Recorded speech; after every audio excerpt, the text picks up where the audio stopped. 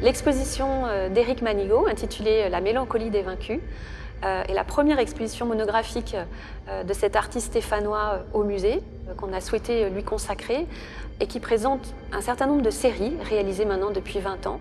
Nous présentons à peu près une quarantaine d'œuvres de dessins qui s'arrêtent sur les épisodes les plus tragiques de l'histoire du XXe siècle.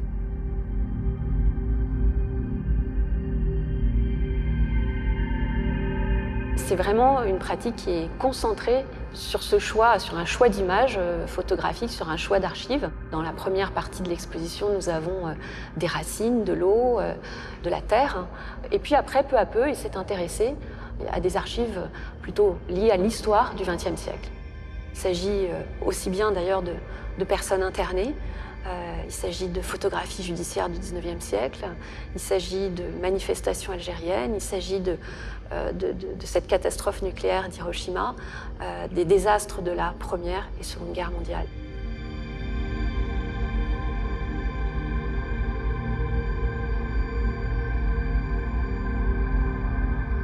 Il va découvrir une série d'images qui lui semblent insoutenables, et à chaque fois, il va essayer de les ressortir. Si au bout de 2 ou 3 fois, elles sont toujours insoutenables, eh bien c'est là que la décision est prise de les transférer et de les transposer en dessin. Tout l'objet de processus de travail, c'est ça. Et la transposition de ces images insoutenables en dessin, c'est une forme de neutralisation du drame qu'il souhaite, par le dessin et par leur révélation, à nouveau médiatiser, porter à la connaissance du public. Et là, c'est intéressant parce que l'exposition, elle présente finalement des images qui ont été neutralisées par lui, donc acceptées par lui, mais maintenant, le processus d'acceptation doit se faire par la visite de l'exposition. Et c'est après au public qu'il va finalement proposer ce face-à-face qui est très difficile, en tout cas, lorsqu'on visite l'exposition une seule fois, par exemple.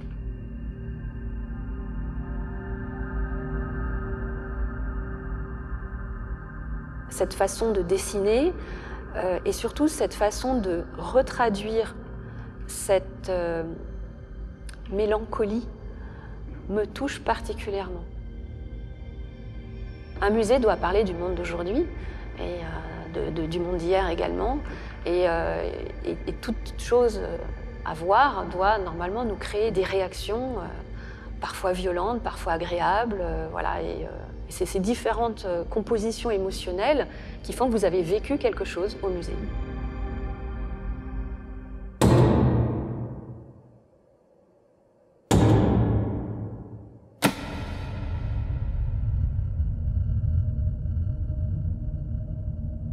Nous sommes le 15 août 1945.